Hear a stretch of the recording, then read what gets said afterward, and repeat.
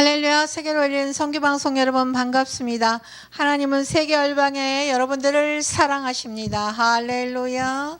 오늘은 예수님의 피와 새 예루살렘의 비밀이라는 제목으로 함께 은혜 나누기를 원합니다. 성경은 창세기에서 시작하여 요한계시록으로 끝납니다.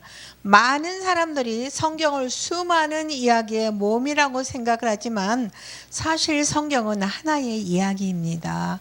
그 중심에 생명이 있습니다. 하나님께서는 사람을 생명 가운데 창조하셨고 사람은 죄로 인해 생명을 잃어버렸습니다. 그리고 하나님께서는 예수 그리스도를 통하여 그 생명을 회복시켜 주셨습니다.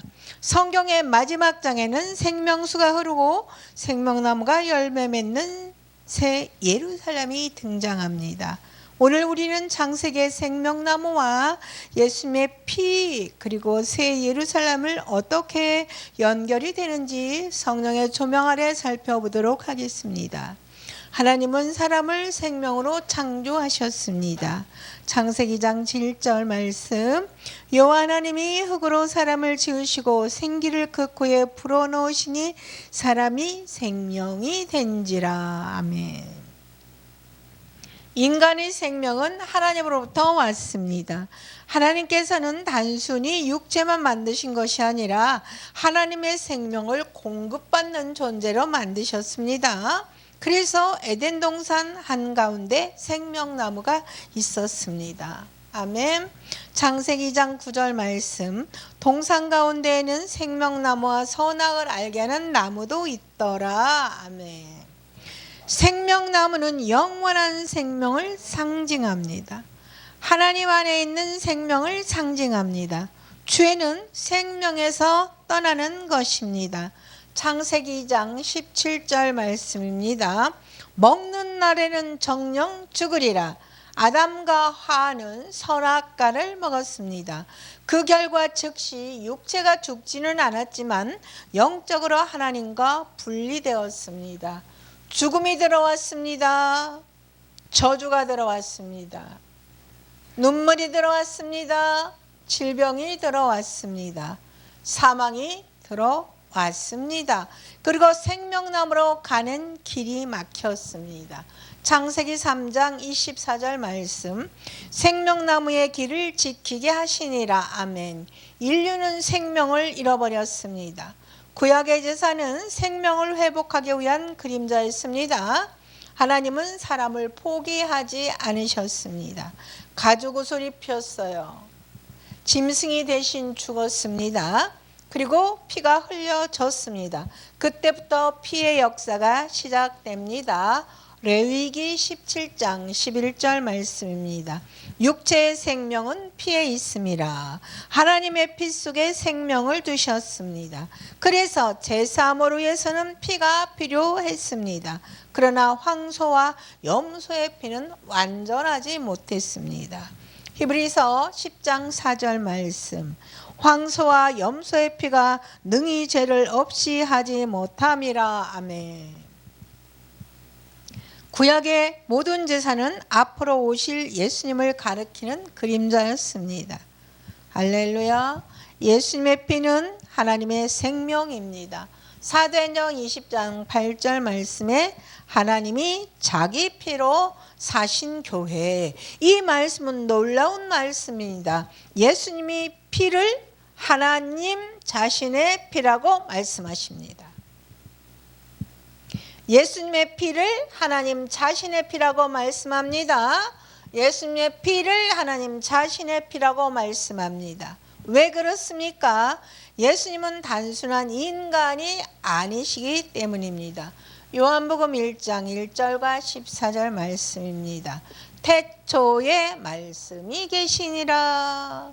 말씀이 육신이 되어. 예수님은 창조주 하나님이 육신을 입고 오신 분입니다. 그러므로 예수님의 피는 단순한 사람의 피가 아닙니다. 죄 없는 피입니다. 거룩한 피입니다. 생명의 피입니다. 영원한 피입니다. 아멘. 새 언약은 예수님의 피로 세워졌습니다. 아멘. 누가복음 22장 20절 말씀. 이 자는 내 피로 세우는 새 언약이니. 아멘. 구약의 언약은 돌판에 기록되었습니다. 새 언약은 예수님의 피로 세워졌습니다. 아멘. 예수의 피는 죄를 용서할 뿐 아니라 생명을 공급합니다. 예수님의 피는 죄를 용서할 뿐 아니라 생명을 공급합니다. 예수님의 피는 죄를 용서할 뿐 아니라 생명을 공급합니다. 그래서 새 언약은 단순한 용서의 언약이 아니라 생명의 언약입니다. 아멘. 예수님의 살과 피를 먹고 마시는 뜻이 무엇일까요? 요한복음 6장 53절 말씀. 인자의 살을 먹지 아니하고 인자의 피를 마시지 아니하면 너희 속에 생명이 없느니라. 아멘. 많은 사람들이 이 말씀을 듣고 떠났습니다. 어렵다. 도무지 이해하기가 어렵다 하고 떠났습니다.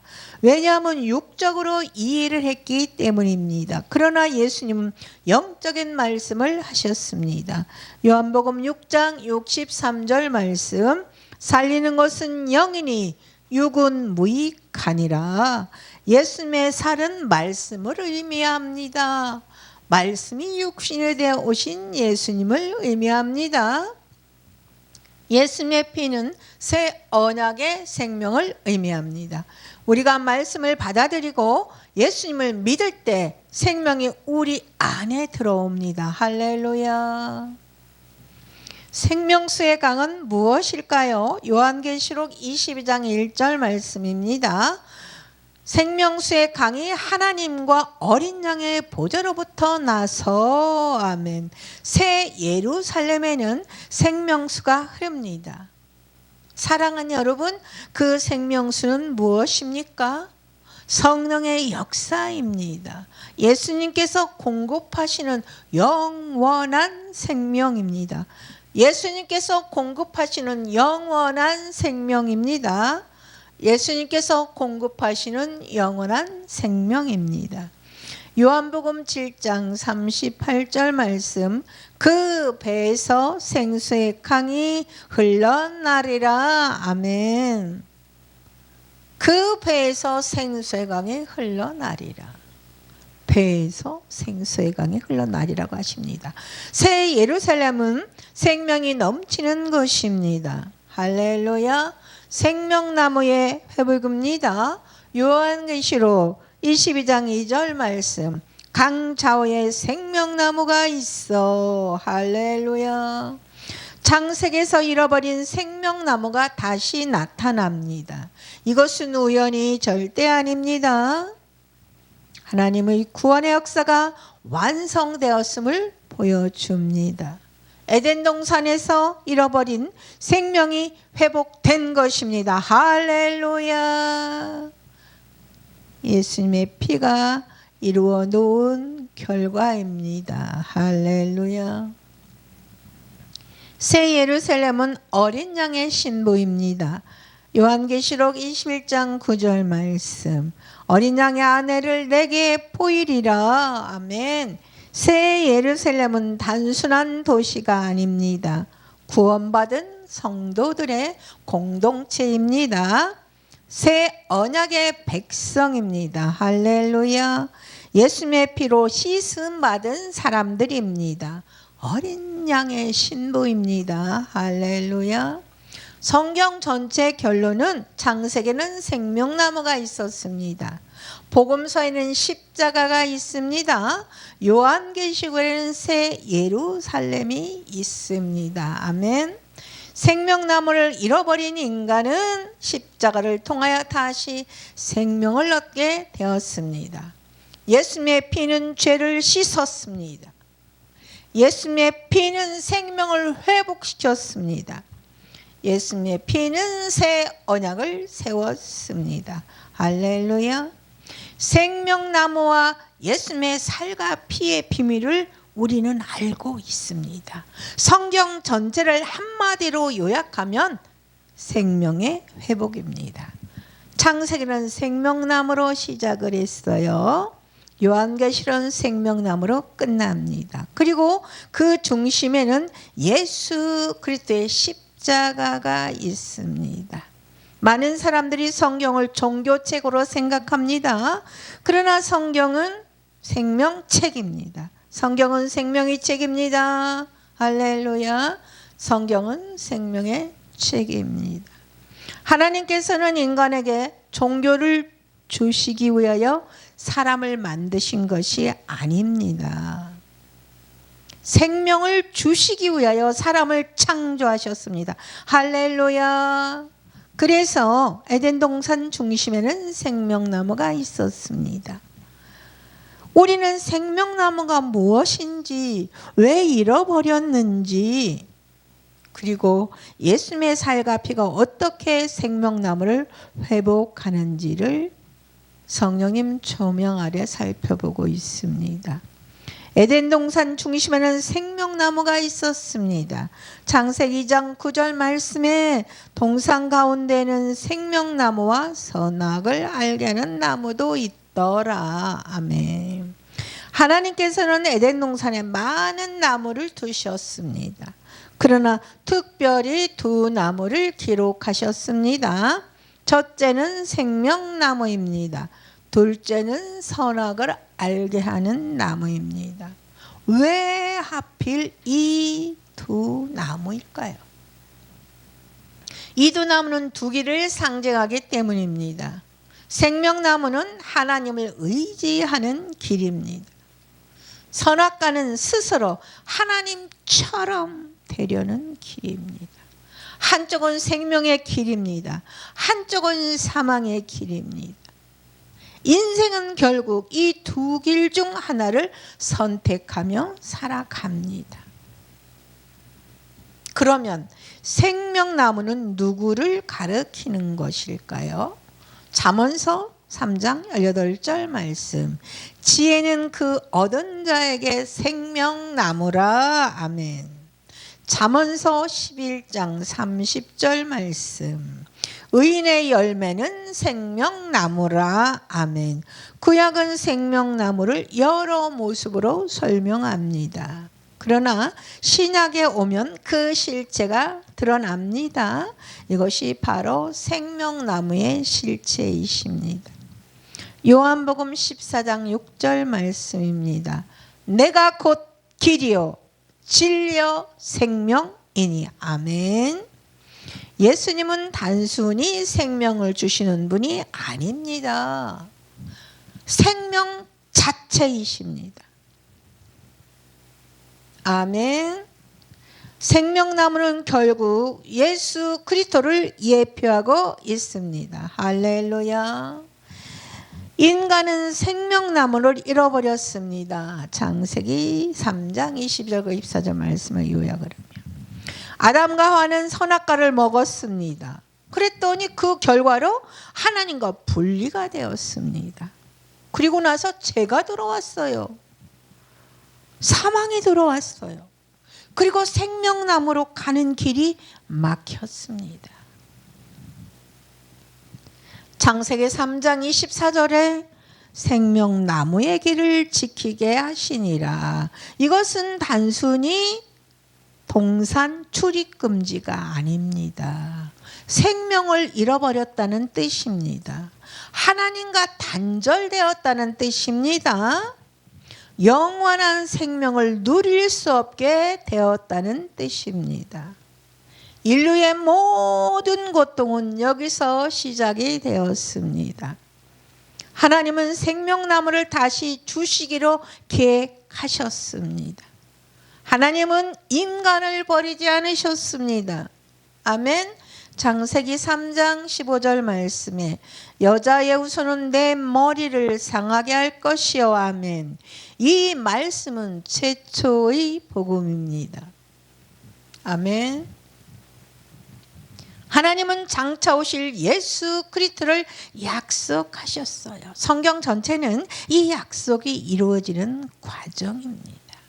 노아 언약도, 아브라함 언약도, 모세 언약도, 다윗 언약도, 소금 언약도 모두 예수 그리스도를 향해 나갑니다. 왜입니까? 잃어버린 생명나무를 회복하기 위함입니다. 아멘. 예수님은 하늘에서 내려온 생명의 떡이십니다. 요한복음 6장 48절 말씀에 내가 곧 생명의 떡이로다. 아멘. 요한복음 6장 51절 말씀에 나는 하늘에서 내려온 산떡이니. 예수님은 자신을 생명의 떡이라고 말씀하셨습니다. 광야에서 만나를 먹은 사람들도 죽었습니다. 그러나 예수님을 먹는 자는 영원히 삽니다. 할렐루야. 왜 그렇습니까? 예수님 안에 하나님의 생명이 있기 때문입니다. 예수님은 새로운 생명나무이십니다. 예수님의 살을 먹고 피를 마신다는 뜻이 그럼 무엇일까요? 요한복음 6장 53절 말씀입니다. 인자의 살을 먹지 아니하고 인자의 피를 마시지 아니하면 너희 속에 생명이 없느니라. 이 말씀을 들은 많은 사람들이 떠났어요. 왜 그랬을까요? 영적인 지식이 없어요. 육신적으로 이해를 했기 때문입니다. 그러나 예수님은 영적인 말씀을 하셨습니다. 요한복음 6장 63절 말씀.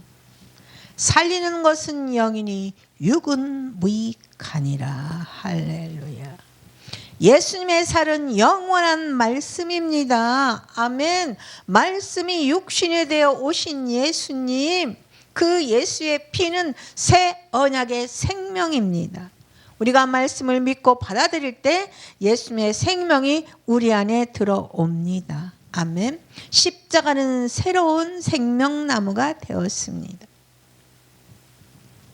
갈라디아서 3장 13절 말씀. 그리스도께서 우리를 위하여 저주를 받은 바 되사. 아멘. 옛날 아담은 나무 앞에 실패했어요. 그러나 예수님은 십자가 나무에서 승리했습니다. 아멘. 첫째 아담은 생명을 잃어버렸습니다. 마지막 아담이신 예수님은 생명을 회복하셨습니다. 할렐루야.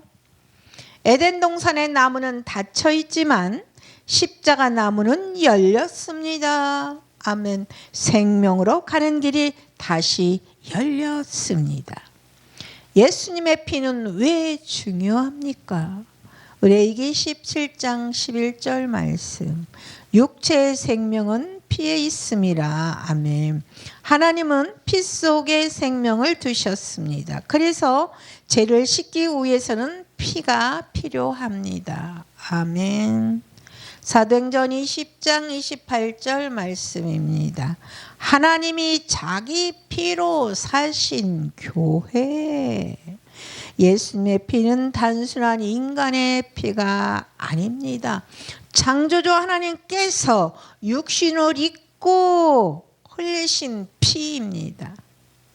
그 피 안에 영원한 생명이 있습니다. 할렐루야.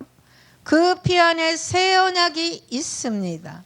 그 피 안에 하나님의 나라 천국이 있습니다. 사랑하는 여러분, 에덴 동산에서 잃어버린 생명나무는 예수 그리스도 안에서 다시 우리에게 주어졌습니다. 할렐루야. 예수님은 생명의 떡이십니다. 예수님은 생명의 말씀입니다. 예수님은 생명나무의 실체이십니다. 그리고 그분의 살과 피는 우리에게 영원한 생명을 공급합니다. 예수님의 살과 피는 우리에게 영원한 생명을 공급합니다. 그러므로 우리는 단순한 종교를 믿는 사람들이 아닙니다. 생명나무 대신 예수 그리스도를 먹고 마시는 사람들입니다. 그 생명을 소유한 사람들입니다. 할렐루야. 장차 새 예루살렘에서 생명나무의 열매를 먹게 될 사람들입니다. 아멘. 모든 영광 하나님께. 할렐루야.